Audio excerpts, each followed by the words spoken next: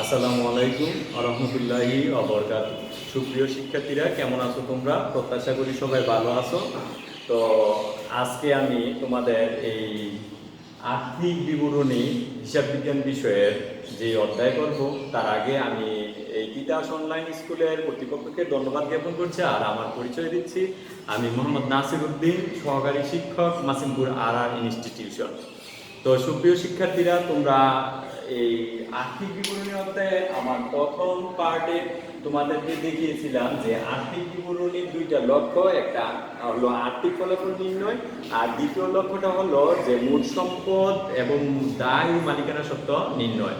তো এই দুইটা লক্ষ্যের মধ্যে আমি প্রথমে বলছিলাম যে আন্তর্জাতিক হিসাব মান অনুযায়ী তোমাদের নবম দশম শ্রেণীর জন্য তিনটা পার্টে এই আর্থিক বিবরণী নির্ণয় করা হয়।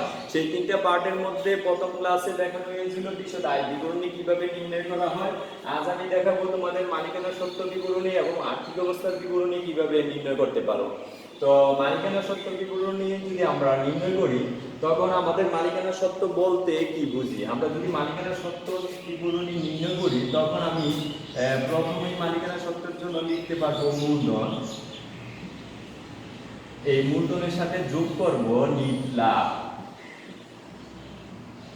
আর যদি নিট লাভ বা মুনাফার চেয়ে ক্ষতি বেশি হয়, তখন বিয়োগ করব নিট ক্ষতি। তাহলে মূলধনের সাথে যোগ করলাম নিট লাভ বা নিট ক্ষতি, আর আমরা নিট লাভ যোগ করলাম আর নিট ক্ষতি হলে বিয়োগ করলাম। তদুপরি এটার সাথে আমরা বাদ দিতে হবে উত্তোলন, বাদ দিতে হবে উত্তোলন। আর যদি আমাদের অতিরিক্ত মূলধন থাকে, তাহলে যোগ হবে অতিরিক্ত মূলধন।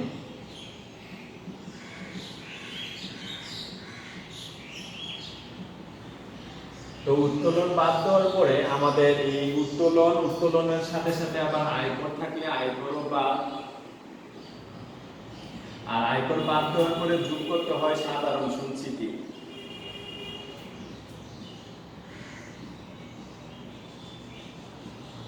তো এই সাধারণ সঞ্চিতি এই অংশটা এভাবে করলে আমরা যা নির্ণয় করতে পারি সেটা হলো মালিকানা সত্ত্ব।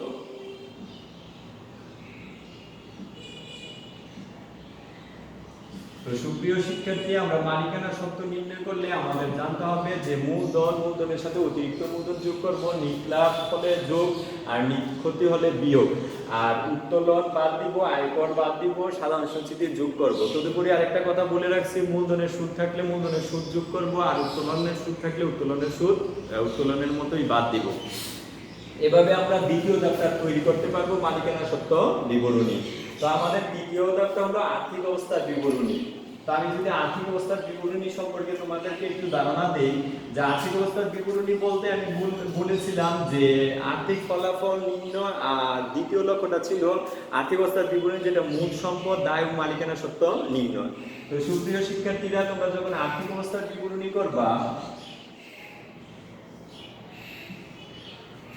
লিখতে পারো যে আর্থিক অবস্থার বিবরণী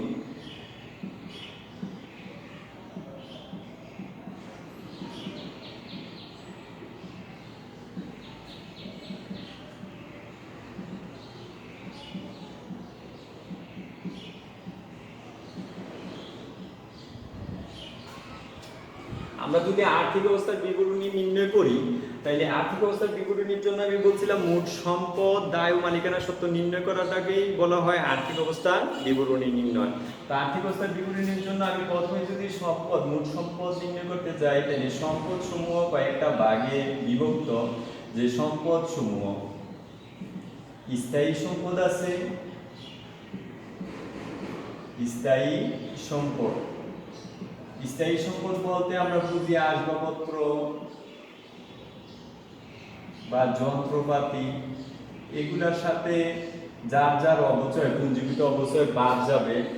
আর চলতি সম্পদ বলতে আমরা বুঝি যে প্রাপ্য হিসাব বা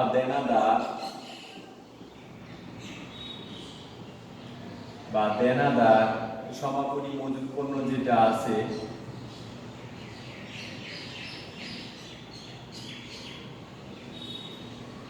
অথবা অগ্রিম খরচ, অগ্রিম খরচ। তদুপরি আমার বিনিয়োগ অংশ থাকতে পারে, বিনিয়োগ অংশ থাকতে পারে। তো বিনিয়োগ, চলতি সম্পদ, স্থায়ী সম্পদ এগুলা মিলিয়ে আমরা পাবো মোট সম্পদ। মোট সম্পদ, তাহলে মোট সম্পদ যে অংশ পাইলাম যে আমার স্থায়ী সম্পদ, যন্ত্রপাতি এগুলা থেকে মোট স্থায়ী সম্পদ পাবো। আর চলতি সম্পদ এগুলা থেকে আমরা মোট চলতি সম্পদ পাবো। অগ্রিম খরচ, তাইলে অগ্রিম খরচ যখন আমরা এগুলা যোগ করবো বা বিনিয়োগ যোগ করার পরে মোট সম্পদ পাবো। এই মোট সম্পদের সমান আবার পাবো আমরা যে দায় মালিকানা সত্ত্ব। আমরা যদি দেখি মালিকানা সত্ত্ব দায়, মালিকানা সত্ত্ব ও দায়, তাহলে মালিকানা সত্ত্বটা আমি কিছুক্ষণ আগে দেখাইছিলাম যে মূলধন যোগ অতিরিক্ত মূলধন যোগ নিট লাভ, এগুলা আমরা যখন মালিকানা সত্ত্ব বিবরণী আগে করে নিব তখন আর এখানে লেখার প্রয়োজন হবে না, ওইখান থেকে মালিকানা সত্ত্ব নিয়ে নিব। আর যদি মালিকানা সত্ত্ব আমি ওইখানে না করে এখানেও দেখাই দিয়ে আর্থিক অবস্থার বিবরণী, তখন লিখব মূলধন যোগ নিট লাভ বাদ উত্তোলন বাদ আয়কর আর যোগ সাধারণ সঞ্চিতি। আর দায়ের অংশটা আমার দুই রকমের আছে, যে দীর্ঘমেয়াদী দায়,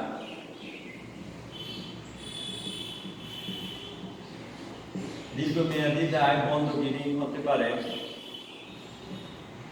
বন্ধকি ঋণ বা ব্যাংক ঋণ, এগুলা দীর্ঘমেয়াদী দায়। চলতি দায় হলো,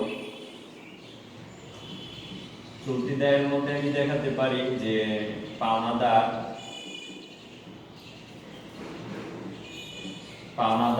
অথবা বকেয়া খরচ, পদের খরচ, এইগুলা ধরতে পারি।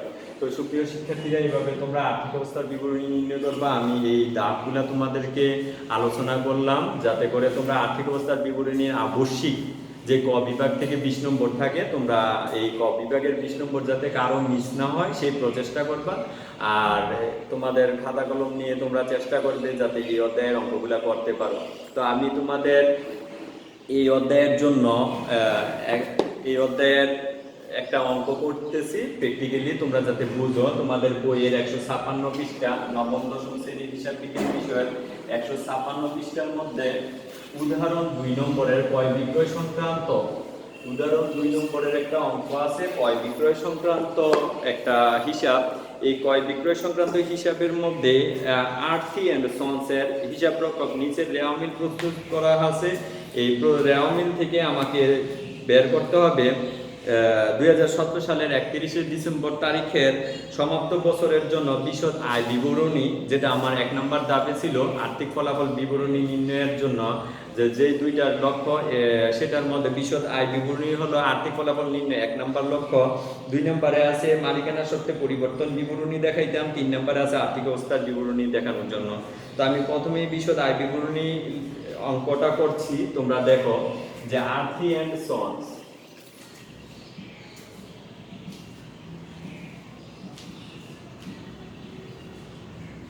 আর্থি এন্ড সন্স বিশদ আয় বিবরণী।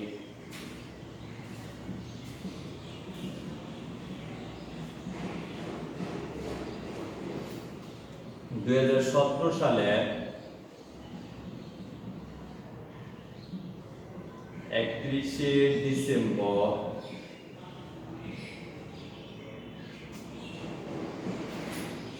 তারিখের সমাপ্ত বছরের জন্য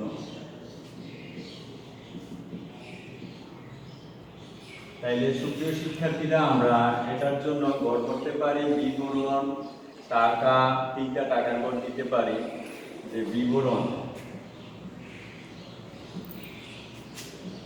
টাকা টাকা টাকা। তাইলে প্রথমেই আমার বিশদ আয় বিবরণীর জন্য আমার যেহেতু ক্রয় বিক্রয় সংক্রান্ত প্রতিষ্ঠান প্রথমে লিখেছিলাম, নিট বিক্রয়ের পরিমাণ বের করতে হবে। তাহলে এই অঙ্কের মধ্যে বিক্রয় আছে তোমার 2,90,000 টাকা, বিক্রয় 2,90,000 টাকা। তাইলে সাথে সাথে দেখতে পাচ্ছি যে ফেরত আছে, তাহলে বিক্রয় ফেরত বা বিক্রয় ফেরত 4,000 টাকা, তাহলে বিক্রয় পরিমাণ দাঁড়ালো বিক্রয়ের পরিমাণ দাঁড়ায় আমার 4,000 গেলে 2,86,000 টাকা। তো আমরা বলছিলাম এই আয় থেকে বিক্রিত পণ্যের ব্যয় বাদ দিলে মোট মুনাফা পাবে। আয় থেকে বিক্রিত পণ্যের ব্যয় বাদ দিলে মোট মুনাফা পাবে। তাহলে আমি যদি দেখি যে বা বিক্রিত পণ্যের ব্যয় বা বিক্রিত পণ্যের ব্যয়, তাহলে বিক্রিত পণ্যের ব্যয়ের মধ্যে প্রথমেই দেখবো প্রারম্ভিক মজুত পণ্য আছে কিনা।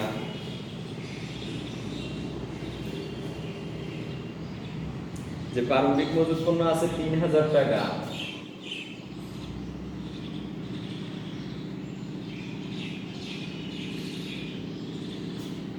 তদুপরি ক্রয় আছে 1,47,000 বা ক্রয় ফেরত আছে 4,000 টাকা, না ক্রয় ফেরত 3,000 টাকা। তাইলে 1,47,000 থেকে 3,000 গেলে আমার থাকে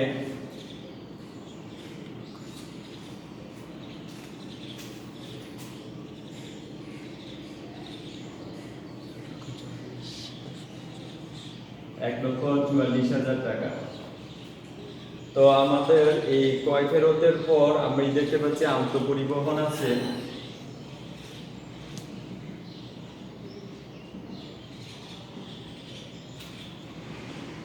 20,000, না আন্তঃপরিবহন 2,000।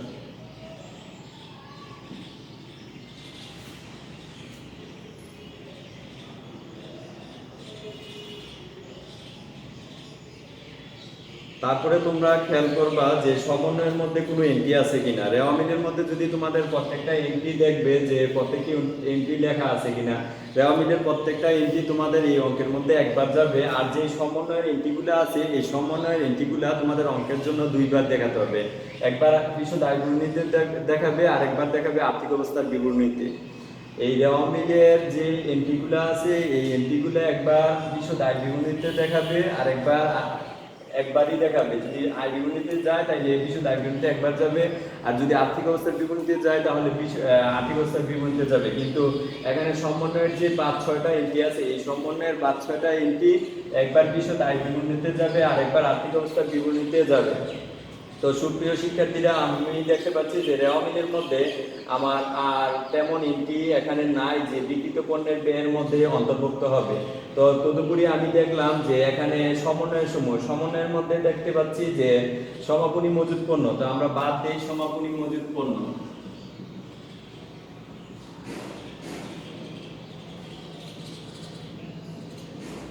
তাহলে সমাপনী মজুত পণ্য আছে 4,000 টাকা, যেটা কম ওইটা নিতে হয়। তাহলে সুতরাং বিক্রিত পণ্যের ব্যয়ের পরিমাণ দাঁড়ায়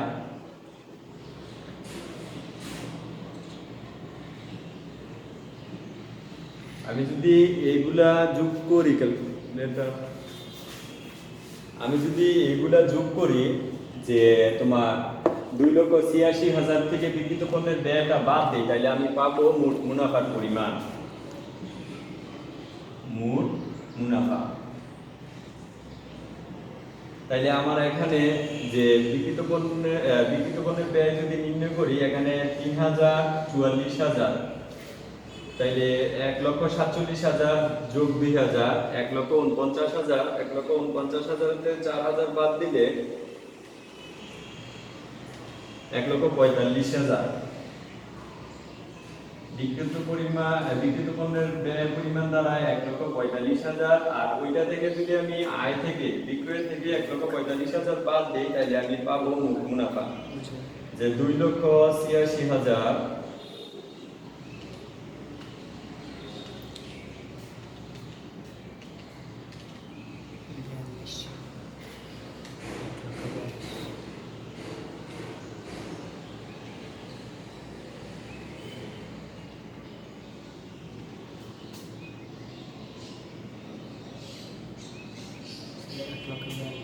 আচ্ছা 2,46,000 থেকে যদি আমি বিয়োগ দেই তাইলে দাঁড়াচ্ছে কত?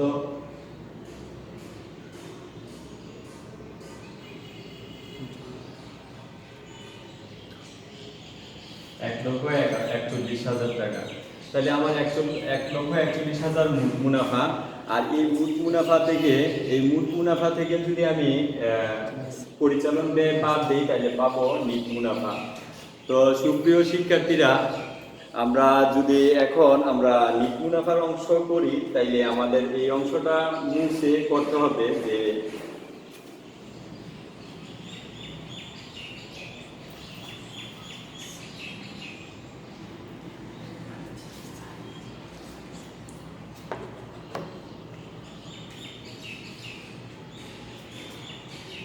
তাইলে আমি এখানে মোট মুনাফাটা ছিল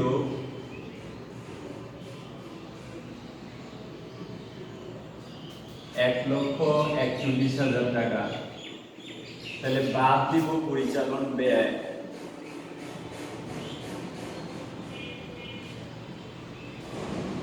তাহলে পরিচালন ব্যয়ের মধ্যে আমি দেখতে পাচ্ছি যে বেতন আছে,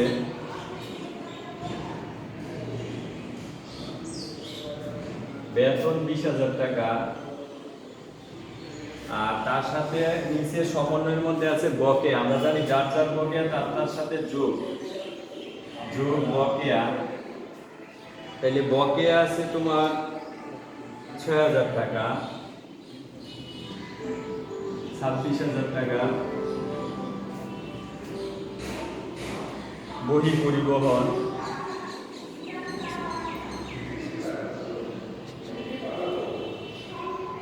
পরিবহন আছে 800 টাকা।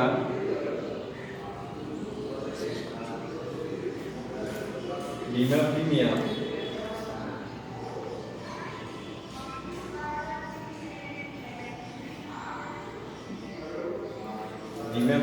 আছে 5,000 টাকা। বাদ অগ্রিম, সমন্বয়ে যার যার অগ্রিম তার কাছ থেকে বাদ দিতে হবে। অগ্রিম আছে 2,500 টাকা। তাই 2,500। বিজ্ঞাপন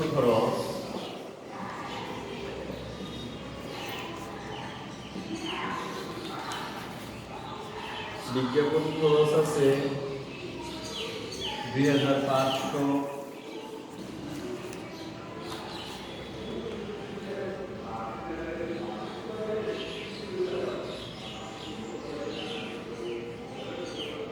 অবচয়, যন্ত্রপাতির অবচয়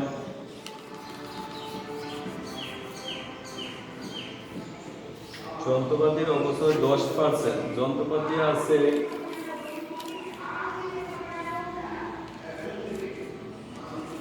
2,80,000। 2,80,000 গুণ 10%। 2,80,000 10% আসে 28,000 টাকা।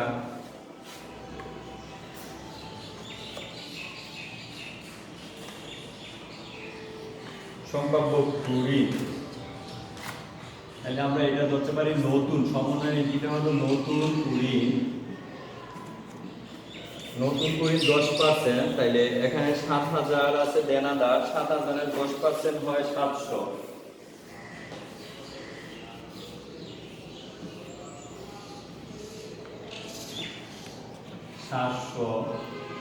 বা পুরাতন, যেটা রেওয়া মিলে থাকে ওইটা পুরাতন ঋণ সঞ্চিতি।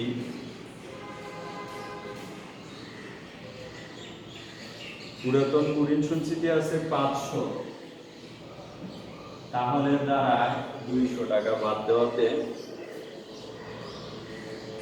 এখন বাদ দিতে হয়। এগুলা থেকে আমরা এই যদি বাদ দিই, অন্যান্য ব্যয় আছে আরেকটা বাদ। অন্যান্য ব্যয় দেখাতে পারি ঋণের সুদ, অন্যান্য ব্যয়, সেটা ঋণের সুদ তুললে ঋণের সুদ বকেয়া আছে। ঋণ 10%-এ 1 লাখ টাকার সুদ।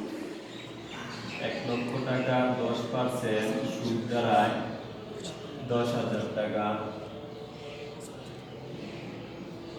এই আমার যদি মোট মুনাফা থেকে এগুলা বাদ দেই, মোট মুনাফা থেকে আর যদি এটি আমার আয়ের থাকতো তাইলে আমি আয়ের সাথে আর যোগ করতাম। এখানে আমার আর আয় নাই, সেজন্য আমি মোট মুনাফা থেকে এই ব্যয় সমূহ সবগুলা যোগ করে যদি বাদ দিই তাহলে আমার নিট মুনাফার পরিমাণ দাঁড়াবে ৭১,০০০ টাকা।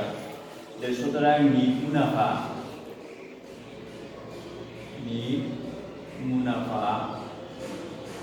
৭১,০০০ টাকা। এই আয়গুলা আমরা আয়ের থেকে ১,৪১,০০০ থেকে এই ব্যয়গুলা বাদ দিলে নিট মুনাফার পরিমাণ দাঁড়াবে ৭১,০০০ টাকা। তো সুপ্রিয় শিক্ষার্থীরা, আমরা পরবর্তী ক্লাসে তোমাদের আর্থিক অবস্থার বিবরণী শেখানোর চেষ্টা করব। সেই প্রচেষ্টায়, সেই প্রত্যাশায় সবাই সুস্থ থাকো। আল্লাহ হাফেজ।